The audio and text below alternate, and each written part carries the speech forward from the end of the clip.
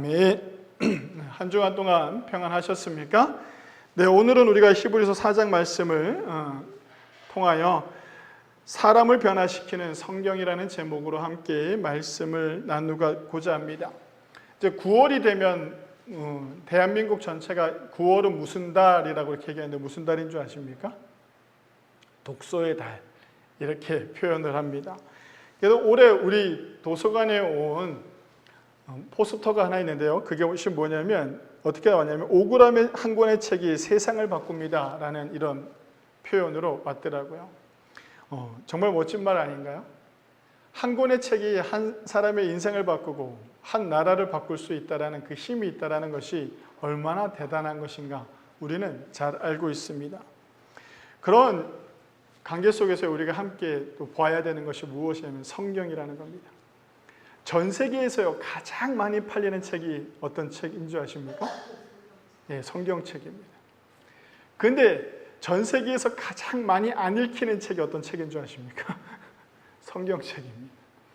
성경책을 사기는 많이 사는데 이것을 제대로 읽는 사람들이 거의 드물다라는 거죠. 이 성경책이 얼마나 큰 힘이 있는가라고 한다면 우리나라를 보면 알 수가 있습니다. 박용수 교수가 쓴 책이 있는데요. 평양 대부흥 이야기라는 책을 보면 토마스 선교사가 처음에 등장을 합니다. 이 사람은 1863년 12월에 영국에 있는 런던에 있는 학교를 졸업을 해요. 신학교를 졸업하고 난 다음에 동양에 대한 선교에 대한 그 비전을 가지고 살아가다가 중국에 오게 됩니다. 중국에 20대 초반에 와가지고 와이프랑 결혼해서 와서요. 중국에서 복음을 전하다가 부인이 임신을 했는데 유산을 하고 얼마 지나지 않아 부인도 중국에서 죽게 됩니다. 이 토마스 선교사가 그래도 선교를 포기할 만한데도 선교를 포기하지 않고 계속 그렇게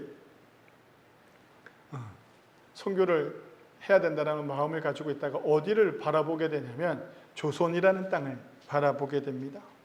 조선이라는 땅을 들어가고 싶은데 그때는 세국 정책을 피고 있어서 조선 땅에는 외국인들이나 아무나 들어올 수가 없었던 시대였습니다.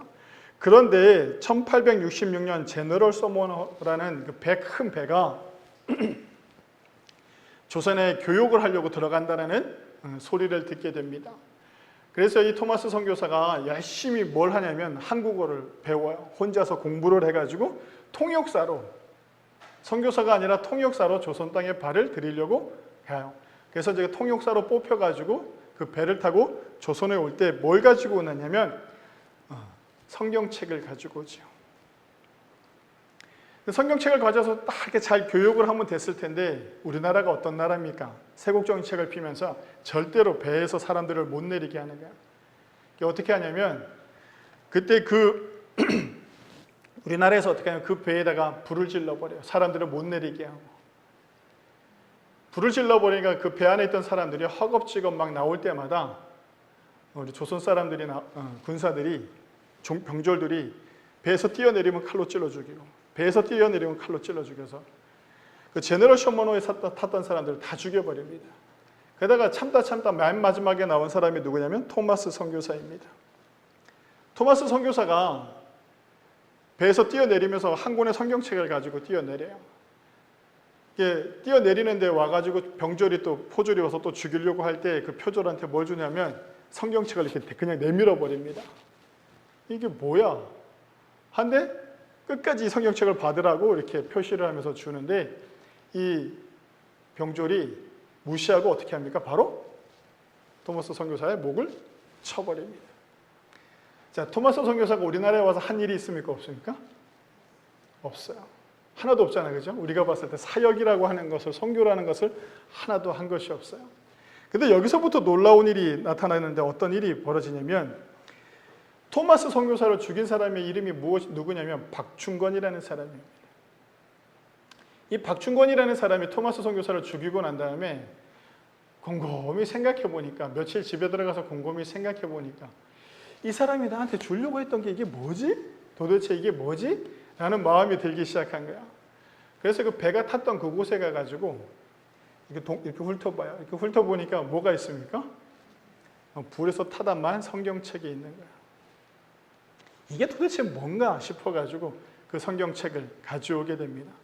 이게 어떤 책에는 또 뭐라고 얘기하냐면 박충권이가 성경책을 가져온 게 아니라 성경책 떨어져 있는 성경책을 줬다 보니까 종이가 좋잖아요. 이렇게 야들야들하니 좋으니까 어떻게 했냐면 자기 집 천장이나 벽지에다가 다 발랐다라고 이렇게 나오는 이야기도 있어요. 누워서 이렇게 있다 보니까 자꾸 읽히잖아요. 읽히다 보니까 이렇게 읽었다라는 설도 있어요. 근데 이 박충권이가 그걸 가지고 중국어로 한자로 번역된 성경이니까 그걸 가지고 가서 어떻게 하냐면 읽게 됩니다. 그걸 열심히 읽다 보니까 어떻게 되냐면 그 사람이 회심하게 돼요. 예수를 믿고 훗날 교회의 영수가 되는데, 영수는 뭐냐면 교회 장로가 됩니다. 나중에. 그리고 그의 조카 이영태라는 사람을요 또 성경책을 주면서 읽어봐 해가지고 그를 전도하게 됩니다. 그 이영태는 어떤 사람이냐면, 이 사람이요 성경을 우리나라 한글로 번역하는 3분의 2의 번역을 감당했던 사람이 됩니다. 결국 26살의 토마스 선교사가요 순교의 피를 흘리고 남긴 것은 무엇이었습니까? 성경책 한 권이었습니다. 근데 우리가 기억해야 되는 것이 있어야 되는데요, 조선의 복음이 시작된 것은 성령의 능력이 아니에요. 기적이 일어나거나 막 사람들에게 막 부흥하는 것처럼 막 이래가지고 사람들을 막 들뜨게 하고 막 이렇게 해가지고 부흥이 시작된 것이 아니에요. 조선의 복음이 출발되어지고 조선에 믿는 사람들이 나타나기 시작한 것은 뭐 때문이라고요? 성경책 한 권. 이 토마스 선교사가 남긴 성경책 한 권이요 한 사람을 변화시킵니다. 박충권이라는 이 한 사람을 변화시키고, 이 박충권이라는 이 사람이요 그 성경을 가지고 또 누군가를 변화시키는데요, 이 변화가 40년 만에 어떤 일이 벌어져요. 1907년 평양 대부흥회라는 놀라운 역사가 나타나게 됩니다. 우리는 복음을 전하면서 신앙생활을 하면서 어디에 초점을 맞추고 살아가느냐라는 것을 한번 돌아보아야 됩니다. 나에게 기적이 일어나기를 바라고 있고 내 삶의 문제들이 해결되기를 바라는 초점에 간구의 기도에 멈춰 있지는 않는지, 치우쳐 있지는 않은지 한번 돌아보아야 합니다. 혹은 성령의 능력, 은사를 기대하며 은사 위주의 신앙의 삶을 살고 있지는 않는지, 또한 거기에 치우쳐 있지는 않는지 돌아보아야 합니다. 혹은 나는 아무것도 하지 않고 그냥 신앙생활을 하고 있지 않는지도 돌아보아야 합니다. 그러면 우리가 무엇부터 출발해야 되느냐라고 한다면 성경을 읽는 데서부터 출발해야 됩니다. 성경을 읽는다는 것은요 다독하는 것이 아닙니다.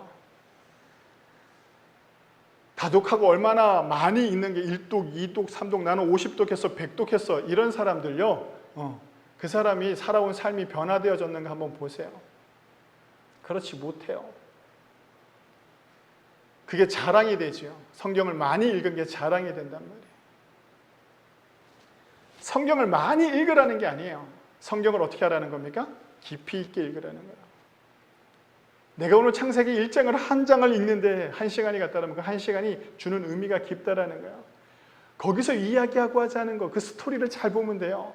거기서 하나님은 어떤 분이었는가, 인간은 어떤 인간이었는가, 이것을 깊이 생각하고 보기 시작하면요 성경의 깊이를 알게 되죠. 한국교회에서 많이 하는 성경 통독이라는 시간들이 있습니다. 이게 결코 나쁘지는 않아요. 성경을 처음부터 한 번은 읽어는 보자라는 이 의미로 통독을 하는 건겠지만, 이 통독으로 끝나면 안 돼요. 성도 여러분, 소설책을 왜 읽습니까? 인문학 책을 읽는 이유가 무엇입니까? 첫 번째는 내가 관심을 가지고 있고 재미있으니까 읽게 되겠죠. 어떤 사람들은 책을 통해 마음의 평안을 얻기 위해서 그런 관련된 서적을 찾아 읽는 사람들이 많습니다. 요즘은요 가장 많이 이렇게 읽히는 책이 무엇이냐면 마음의 평안을 주는 책을 찾아다녀요. 사람들이 명상에 관련된 책들, 이런 책들이 요즘 많이 팔리고 있죠. 어떤 이들은요 확실한 목적, 전문적인 지식을 위해서 책을 읽는 사람들도 많죠. 학생이거나 또 연구하는 사람들은. 어떤 이들은요, 돈을 벌기 위해서 혹은 사업을 더 잘 되기 위해서 경제 관련 책, 주식이나 부동산, 같은 투자에 관련된 책들을 읽는 사람들도 많이 있습니다. 왜? 내 삶에 나에게 저실적으로 필요한 것을 얻기 위해서 책을 읽잖아요. 그럼 우리 그리스도인들은 어때야 될까요? 그리스도인은 나는 신앙생활을 하면서 나의 신앙생활에 있어서 나에게 얻고자 하는 것들, 나의 신앙생활에 필요한 것들을 어디서 얻고 있느냐라는 거죠. 사람을 만나는 데서 얻는 것이 아니라 어디서 얻을 수 있느냐면 성경을 읽는 데서 얻을 수 있다는 겁니다. 책을 읽는다는 것은 여러 가지 이유로 책을 읽게 됩니다. 여러분들은 왜 성경을 읽습니까? 혹은 성경을 읽고는 있습니까? 읽고 있죠? 대답들을 안 하시는 거 보니 자주 읽지는 못하는 것 같은데, 네. 우리가 성경을 또 읽으면서 포춘 쿠키처럼, 포춘 쿠키가 어떤 건지 아시죠? 이렇게 과자에다가 중국 건데 이렇게 탁 대면은 이렇게 조그마한 종이가 나와서 오늘의 운세가 이렇게 나온단 말이죠.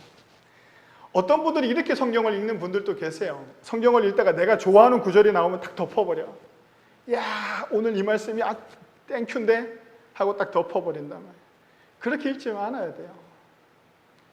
성경을 읽는다라는 것, 그 한 구절이 나에게 뭔가를 의미를 줬다면 이 한 구절이 나에게 의미를 준 것을 깊이 생각하고 성경 전체를, 오늘 내가 요한복음, 우리가 히브리서 4장 12절의 말씀을 읽다가 내가 감동을 받았다면 왜 이 말씀이 나에게 감동을 주는가? 다시 히브리서를 읽을 수 있어야 돼요.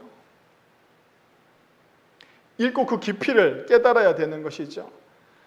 그렇게 읽다 보면 어떤 일들이 벌어지느냐면 우리를 변화시키는, 그것도 우리를 성장시키는 놀라운 능력이 나타나는 것이 성경입니다. 성경이 우리에게 주는 가장 큰 변화는 무엇이냐면 박충권에게 나타났던 것입니다. 무엇이냐면 회심이죠. 그리고 구원입니다. 성경을 읽는다라는 것은요, 구원의 역사가 나타나는 힘이 있습니다. 성도 여러분, 성경을 깊이 읽게 되면요, 인생의 지혜를 배우는 것을 넘어 구원에 이르게 하는 하나님의 귀한 지혜의 능력을 발견하게 됩니다. 성경이 있다는 것은요, 그 성경을 통해 구원의 능력이 나타나는 것이죠. 성경이 어디에 있든 간에 그곳에는 무엇이 나타난다고요? 구원의 은혜가 나타나게 되어 있습니다. 선교 사역 중에 가장 큰 핵심 사역은 바로 어떤 사역이냐면 성경을 번역하는 일입니다. 우리나라에도 성경을 번역하는 아예 또 다른 이렇게 팀들이 있어요. 거의 모든 세계의 언어의 성경을요, 우리나라가 번역해서 그 나라에 배포하고 있다고 할 정도로 과언이 아닙니다. 사람들이 들어가지 못하는 것에 뭐가 들어가면 됩니까? 성경책이 들어가면 돼요. 우리가 가지 못하는 곳에 무엇이 들어가면 됩니까? 성경책이 들어가면 되죠. 그래서 북한 사역의 핵심은 무엇이냐면, 북한에 우리가 들어갈 수가 없잖아요, 그렇죠? 호주나 뉴질랜드나 캐나다에 있는 한국인 2세, 3세 교포들은 캐나다 국적을 가지고 있으니까 북한에 들어갈 수 있잖아요.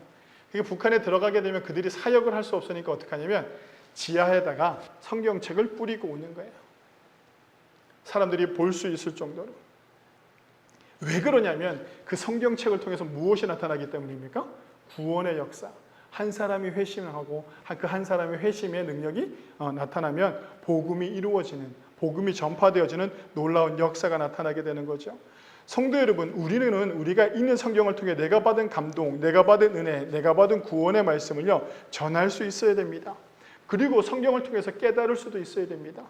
성경을 읽는 것을요, 하나의 임무를 해결하듯이 읽어서는 안 됩니다. 야, 오늘 내가 마태복음을 펴었으니까 마태복음 처음부터 끝까지 해결해야지, 이런 문제가 아니라 마태복음을 읽으면서 마태복음에서의 하나님은, 마태복음에서의 예수님은, 마태복음에서의 인간은, 마태복음에서 사람들과의 관계는, 마태복음에서 나타나는 사랑은, 그 많은 이야기들이 거기 다 적혀 있잖아요.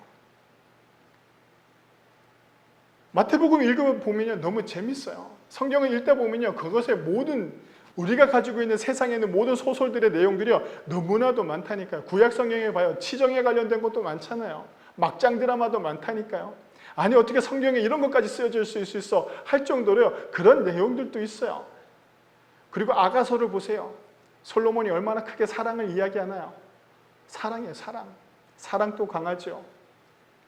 모든 것이 다 담겨있는 게 무엇이다? 성경책이라고 할 수 있습니다. 성도 여러분, 이 성경을 읽는다라는 것은 그 깊이를 발견하는 것이에요. 우리는 성경을 읽을 때 주의해야 합니다. 왜냐하면 성경을 읽는 것이 신앙의 사역이라고 생각하기 때문입니다.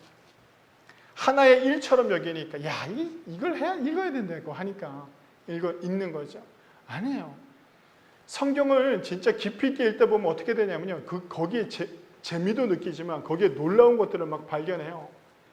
제가 몇 년 근래에 많은 책들을 읽었는데요. 한 50권이 넘는 거의 100권 가까이 되는 책을 읽었을 거예요. 몇 년 사이에요. 코로나 때는 더 많이 읽었죠. 근데 그 중에 제가 가장 아직도 기억에 남는 책은요, 파친코라는 책밖에 없어요. 한 여성의 이야기죠. 한 여성의 이야기. 지금 애플 TV에서도 나오곤 있지만 한 여성의 이야기인데 그 여성이 일본까지 가서 일본에서 살아남아서 이렇게 살아나가는 제일교포로 살아가는 그 한 여성의 인생을 쭉 돌아보면서 거기서 저는 감동도 받고 감격도 받고 눈물도 흘렸어요. 책을 읽으면서. 나는 이런 감동과 감격을 성경에서 느끼고 있느냐라는 거죠. 성경에는 우리가 이야기가 있잖아요. 성경은요, 전문저석이 아니에요. 전문적인 지식이 막 들어가 있는 것이 성경이 아니란 말이에요. 여러분 착각하시면 안 돼요. 누구에게 해석을 막 요구하는 부분들도 있긴 하겠지만 이 성경책은요, 그냥 이야기예요. 이야기. 누구의 이야기입니까? 구약은 하나님과 인간의 이야기예요. 신약은 누구의 이야기입니까? 예수님과 제자, 사람들의 이야기인 거예요. 이야기란 말이에요. 얼마나 재밌나요? 창세기부터 시작하는 거 보세요. 태초에라고 하면서 시작하는데 이게 말이 되나요? 세상이 시작되는 것과 끝을요, 너무나도 명확하게 잘 보여주고 있는 게 성경책이라고 할 수 있습니다. 성도 여러분, 성경책을 읽는 것은요, 신앙의 사역이 아니라 성경책을 읽는 것은 내 삶의 삶이어야 되는 거죠. 이 성경책이 나에게 자꾸 즐거움을 줄 수 있어야 돼요. 그래서 놓지 못하게 되죠. 제가 고등학교 때 저는 무협지를 좋아하지 않았거든요. 제가 고등학교 때 인터넷이 있거나 그러지 않았으니까 우리가.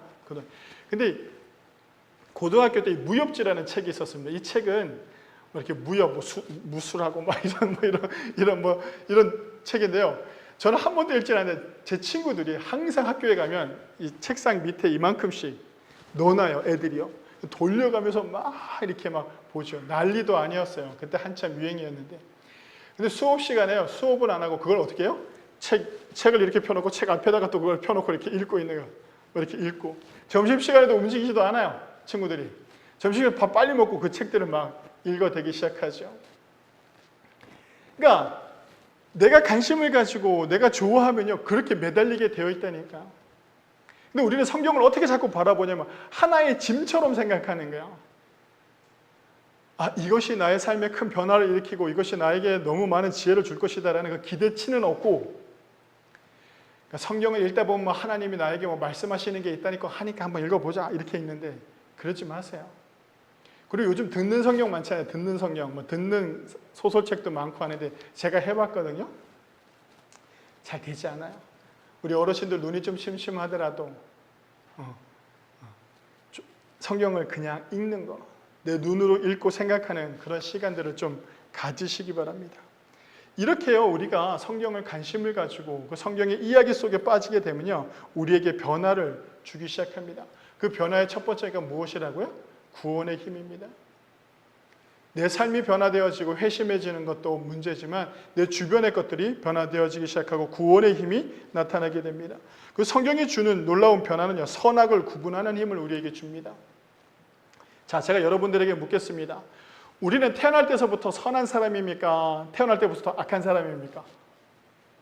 자, 나는 태어날 때부터 선하다 생각하는 사람. 없네요. 태어날 때부터 악하다 생각하는 사람. 저 모르겠죠. 우리가 이게 재밌는 거예요. 봐요. 우리는 성악설을 믿나요? 성선설을 믿나요? 이런 문제들을 이야기하잖아요. 그죠? 창세기를 보면 아담과 하와가 무엇을 먹습니까? 선악과를 먹어요. 그죠? 선악과를 먹고 그들이 하나님 앞에 하나님께서 알게 돼요. 하나님께 알게 되었을 때 그들이 선악과를 먹고 난 이후에 어떤 본능이 먼저 나왔나요? 선이 먼저 나왔나요? 악이 먼저 나왔나요? 그들이 에덴 동산에서 쫓겨난 이유는 선악과를 먹은 게 문제가 아니었어요. 선악과를 먹었어요. 선악과를 먹고 난 이후에 하나님께서 아담과 하와를 불러요. 불러놓고 뭐래요? 너희들이 왜 숨어? 라고 이렇게 얘기하냐. 그들이 선악과를 먹고 하나님이 하지 말라는 일을 해놓고 어떻게 하냐면 그들이 어떻게 합니까?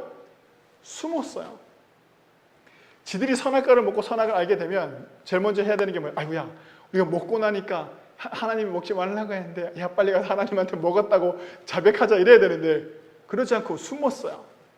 숨었는데도 불구하고 하나님이 찾으셔서 그들을 만나줘요. 만나고 난 다음에 야 내가 먹지 말라는 걸 왜 먹었니? 라고 물었더니 아담이 뭐라고 얘기했다고요?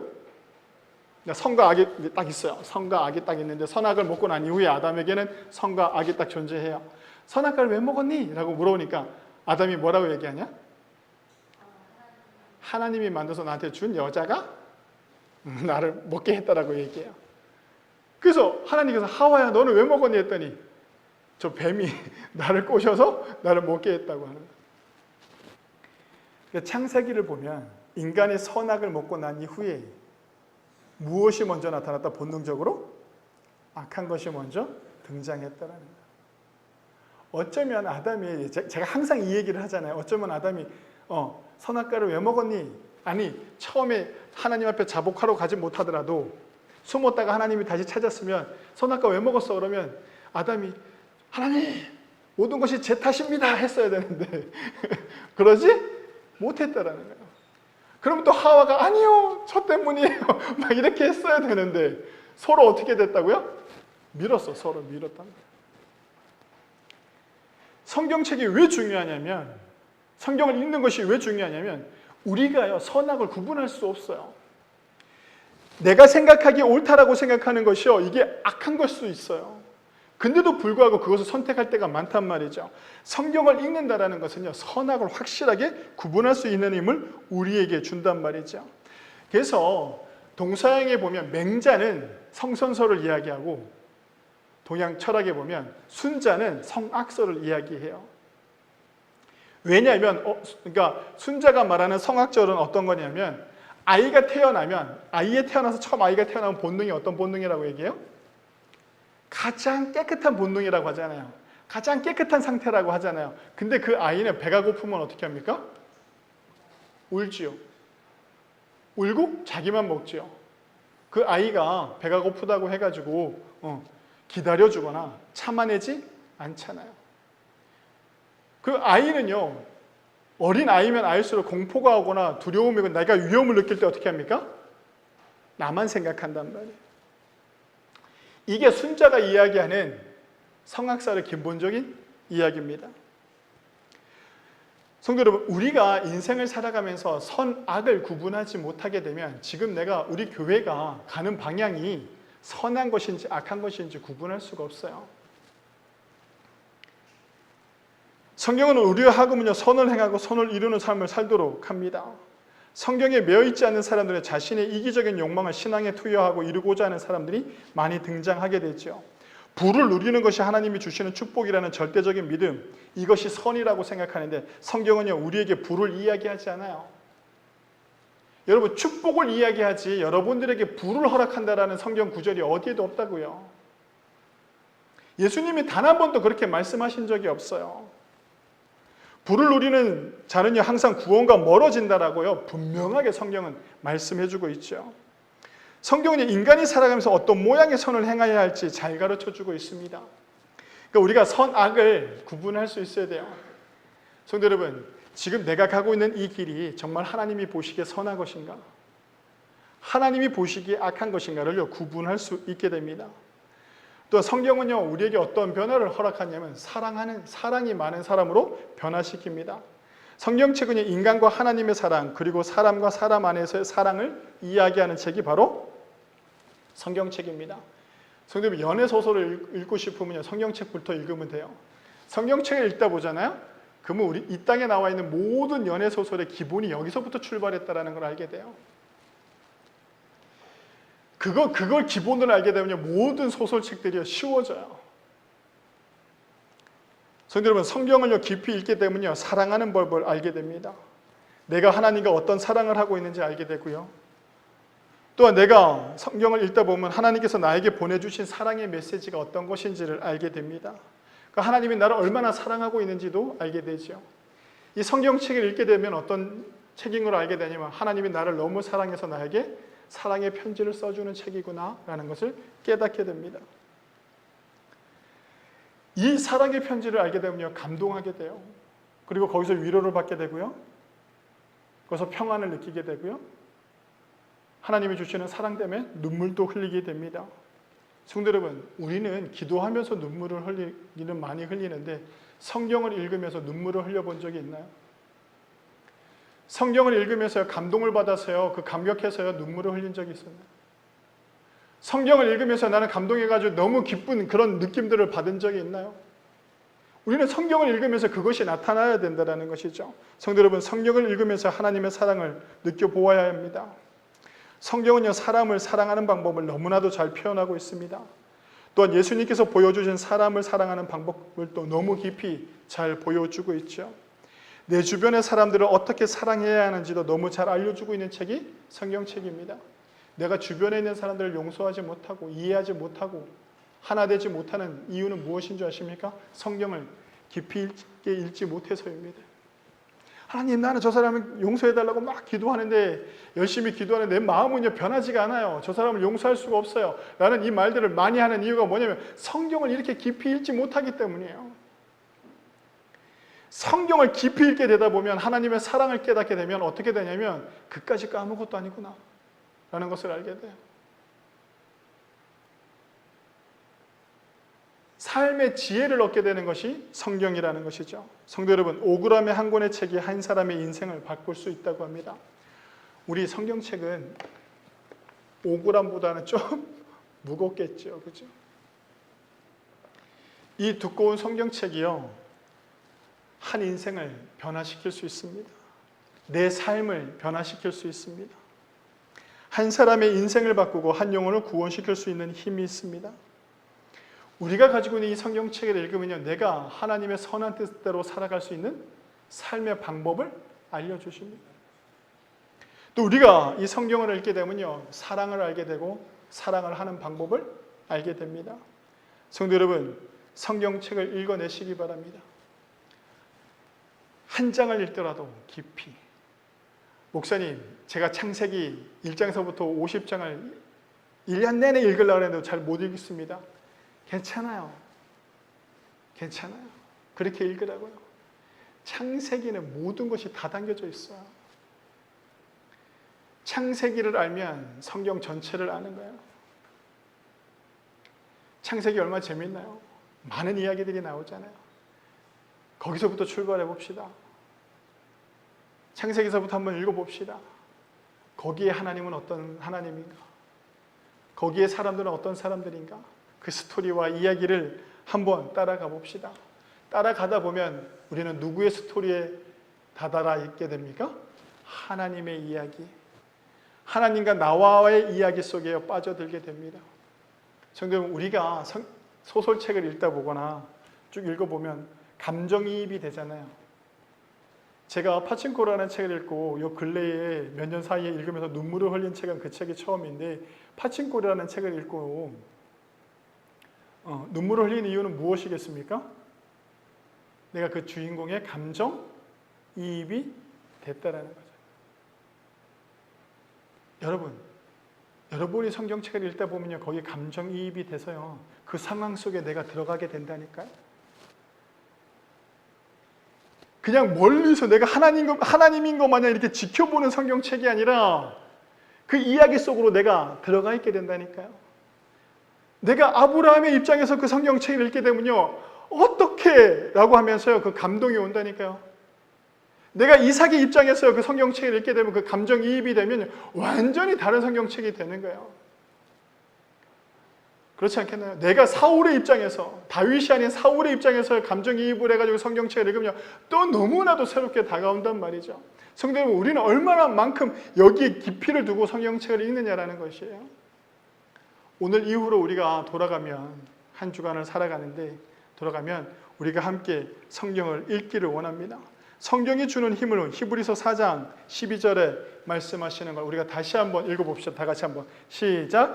하나님의 말씀은 살아있고 활력이 있어 좌우의 날선 어떤 검보다도 예리하여 혼과 영과 및 관절과 골수를 찔러 쪼개기까지 하며 또 마음의 생각과 뜻을 판단하나니. 아멘. 성경이 하는 하나님의 말씀은요, 이렇게 살아있는 활력이 있고 좌우의 날선 어떤 것보다 예리하다라고 분명히 말씀하고 있죠. 성도 여러분, 성경에 매여 사시는 저와 여러분들이 되시길 주님의 이름으로 간절히 축원합니다. 기도하시겠습니다.